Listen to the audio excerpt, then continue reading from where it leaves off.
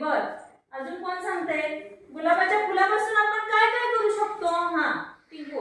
गुलकंद. बर, गुलकंद तयार करू शकतो. अजून कोण सांगू शकते? हार तयार करू शकतोय. छान. अजून कोण सांगेल? गुलाब पाणी तयार करू शकतोय. बघा, फक्त इयत्ता पहिलीत आपली श्रीषा आहे, पण तिने उत्तर काय दिलं? गुलाब पाणी करू शकतो.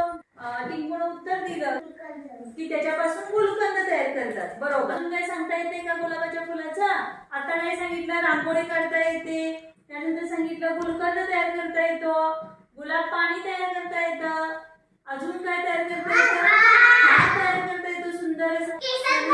हा, खूप छान. आपण असं केसामध्ये बघा, मी पण घातले गुलाबाचे. तर केसामध्ये घालण्यासाठी म्हणजे आपण सुंदर दिसावं म्हणून तिने बघा घातले. इकडे का श्रीषा?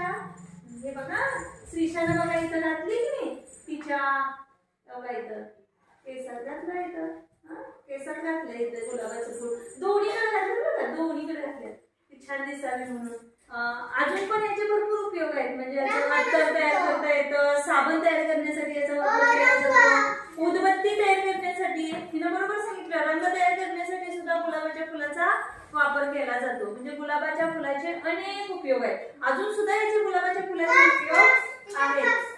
हा, तोरण. तोरण म्हणायचंय का तुला? हा, त्या फुलांपासून आपण तोरण सुद्धा बनवू शकतो. आपल्या घरी जर एखादा कार्यक्रम असला तर याच्यामध्ये पानं थोडीशी वापरून, झाडाची पानं वापरून आपण ही फुलं वापरून काय तयार करू शकतो? तोरण सुद्धा तयार करू शकतो. त्याचा उपयोग आहे बरं का.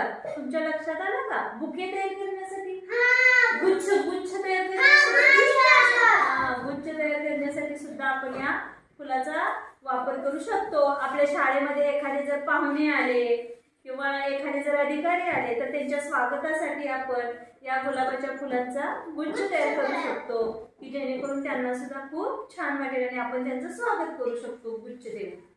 फक्त गुलाबाचं फुल हे दिसायला सुंदर नाही तर त्याचे अनेक उपयोग आहेत.